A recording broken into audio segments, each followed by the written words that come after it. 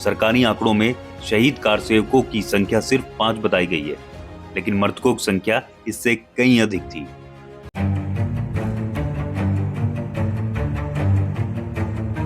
भारत और भारतीयों के इतिहास में 5 अगस्त का दिन विशेष मायने रखता है, क्योंकि इसी दिन 2020 में श्री राम जन्मभूमि पर राम मंदिर का शिलान्यास किया गया था और अब 22 जनवरी को राम मंदिर के उद्घाटन पर रामलला के विग्रह का प्राण प्रतिष्ठा समारोह होने वाला है। भारतीय समाज के लिए यह कई मायनों में ऐतिहासिक है, क्योंकि पिछले 500 वर्षों से हिंदू समाज श्री राम मंदिर भूमि के लिए संघर्ष कर रहा था। मंदिर निर्माण के लिए लाखों लोगों ने अपने प्राणों की आहुति दी थी।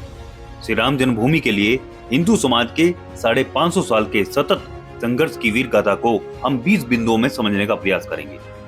पहला, बाबर ने 1528 में अपने सेनापति मीर बाकी को अयोध्या के भव्य राम मंदिर को तोड़ने का आदेश दिया। इतिहासकार कनिंघम के अनुसार श्री राम मंदिर को बचाने के लिए हिंदुओं ने जान की बाजी लगा दी थी। 1,74,000 हिंदू वीरों के बलिदान के बाद ही मुगल मंदिर को हानि पहुंचा सके थे। मंदिर इतना मजबूत बना हुआ था कि इसे तोड़ने के लिए तोप के गोलों का इस्तेमाल करना पड़ा। दूसरा, मंदिर को नष्ट करने के बाद जलाल शाह ने हिंदुओं के खून का गारा बनाकर लाखोरी ईंटों से बाबरी मस्जिद का निर्माण कराया था। तीसरा, बीटी नरेश मेहताब सिंह को जब मंदिर पर आक्रमण की जानकारी मिली तो उन्होंने बद्रीनाथ तीर्थ यात्रा रद्द कर दी और सैनिकों के साथ मीर बाकी से जा भिड़े। 17 दिनों तक चली भीषण जंग में दोनों ओर के असंख्य सैनिक मारे गए। अंत में मेहताब सिंह समेत राम भक्त वृद्ध केहरी भी वीर गति को प्राप्त हुए। चौथा, हंसवर रियासत के राजा रणविजय सिंह के कुल पुरोहित देवदीन पांडे ने 70,000 योद्धाओं के साथ बाबर की सेना से श्री राम जन्मभूमि के लिए संघर्ष किया। युद्ध में बुरी तरह से घायल हो जाने के बावजूद अनेक मुगल सैनिकों को मौत के घाट उतारा और अंत में वीरगति को प्राप्त हुए। पांचवा, अपने पुरोहित देवदीन पांडे की मृत्यु का समाचार मिला तो हंसवर रियासत के राजा रणविजय सिंह ने अपनी महारानी जयकुवरी को सत्ता सौंप दी और खुद 25,000 सैनिकों को लेकर श्री राम जन्मभूमि मुक्त कराने के लिए निकल पड़े और अंत में वीर गति को प्राप्त हुए। छठा, रणविजय सिंह के बलिदान के बाद महारानी जयकुवरी ने आनंद संप्रदाय के महंत स्वामी महेश्वरानंद के साथ मिलकर श्री राम जन्मभूमि का संघर्ष जारी रखा। स्वामी महेश्वरानंद के नेतृत्व में मठों, मंदिरों, अखाड़ों के असंख्य नागा संप्रदाय, गोरक्षपंथी, दिगंबर, निर्मोही, निर्मले और निर्वाणी साधुओं ने भी शस्त्र उठा लिए। इन्होंने शत्रुओं पर छापामार युद्ध नीति अपनाई। इनके पराक्रम से मीर बाकी इतना डर गया था कि ताशकंद भाग गया।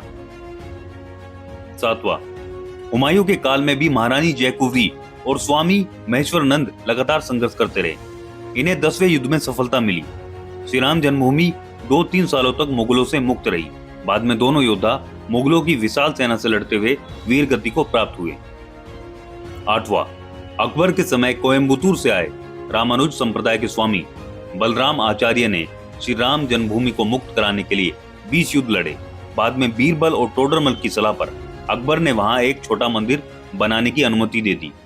शाहजहां के काल तक उस मंदिर में निर्विघ्न पूजा होती रही। 9वां, 90 वर्ष तक निर्विघ्न पूजा होने के बाद औरंगजेब ने अपने सिपहसालार जवाज खां को सेना समेत मंदिर नष्ट करने के लिए भेजा। अयोध्या के अहिल्या घाट पर परशुराम मठ था। वहां बाबा वैष्णव दास रहते थे। उनके साथ चिमटाधारी साधुओं की एक विशाल शिष्य मंडली थी। इन्होंने चिमटों और त्रिशूलों के साथ मंदिर की रक्षा करी और जाबां खां को उल्टे पांव भागना पड़ा। 10वां, औरंगजेब ने दूसरी बार सैयद हसन अली की विशाल सेना के साथ मंदिर तोड़ने के लिए भेजा। बाबा वैष्णव दास ने समय रहते गुरु गोविंद सिंह जी से संपर्क किया।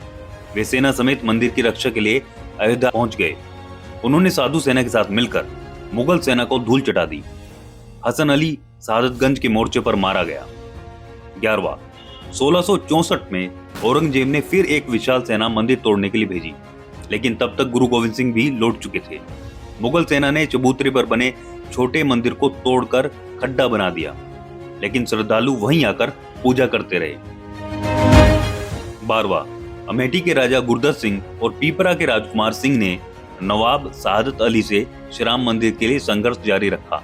हिंदुओं के लगातार हमलों से तंग आकर नवाब ने पूजा नमाज दोनों की अनुमति दे दी। 13वां, आजादी से पहले एक अंग्रेज सिपाही अब्दुल बरकत ने फैजाबाद जिलाधीश के नायर के सामने बयान दिया कि 22-23 दिसंबर 1941 की रात करीब 2 बजे उसने मस्जिद के अंदर हल्की रोशनी देखी जो बाद में सुनहरी हो गई। इसके बाद घुंघराले बालों वाले 4-5 साल के एक सुंदर बालक को देखकर वह हैरान हो गया।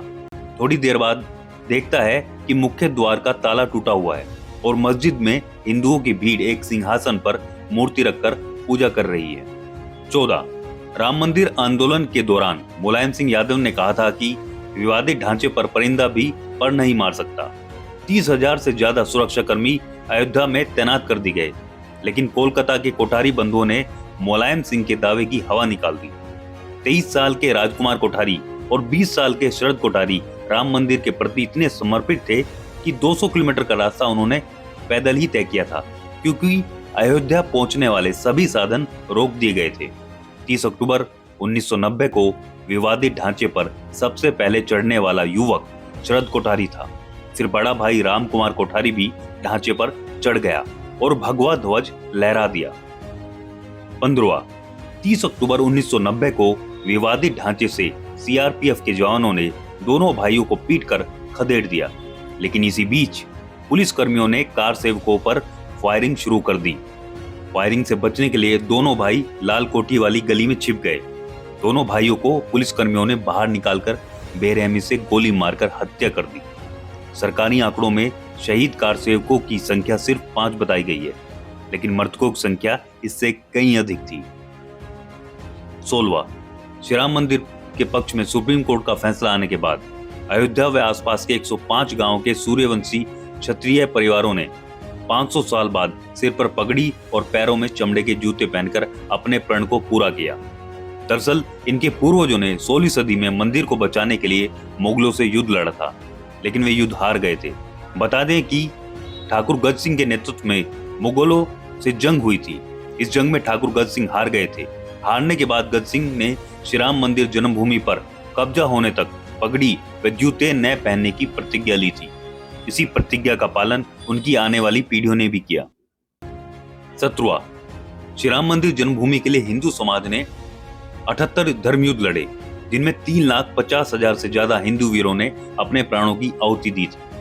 बता दें कि बाबर के काल में 5 धर्मयुद्ध, हुमायूं के काल में 10, अकबर के काल में 20, औरंगजेब के काल में 30, नवाब शहादत अली के काल में 5, नसरुद्दीन हैदर के समय 3, वाजिद अली के समय 2, अंग्रेजों के समय 2 और पूर्व प्रधानमंत्री विश्वनाथ प्रताप सिंह के कार्यकाल में 1 धर्मयुद्ध लड़ा गया था। 19 5 अगस्त 2020 को प्रधानमंत्री मोदी ने श्री राम जन्मभूमि पर राम मंदिर के लिए शिलान्यास किया। इसके साथ ही भव्य श्री राम मंदिर की नींव पड़ गई थी।